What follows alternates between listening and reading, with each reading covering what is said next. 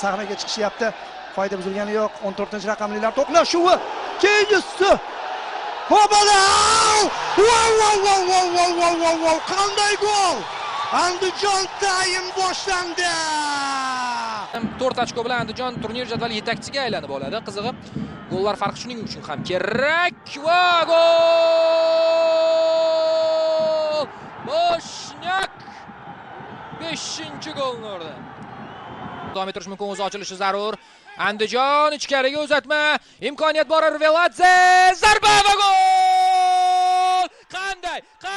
Qanday o'yin bu?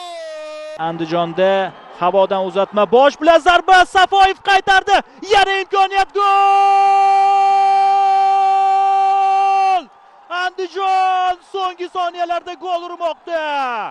Buzilmayapti, jamoa zo'r himoyalanyapti. Mana bu uzatmaga futbolchi yetib keldi. Bu Baniya darvozabon qaytardi, yana zarba, gol! Nihoyat Andijon gol urdi. Hujumlar ketidan hujumlar tashkil etaverdi jamoa. Qo'ya qoldi. Anjancha hujum.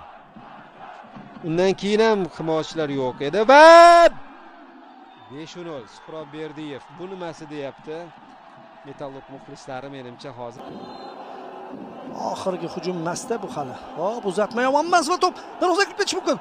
Va gol! Andijon gol uryapti! Yana o'sha voqea.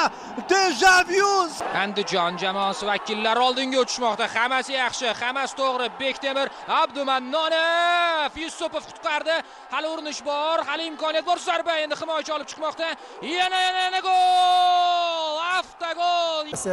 Mana yetib keldik. Oxirgi vaziyat. Abdumannonov. Uzatma, to'g'ri. Zarba! Gol! Dahshat!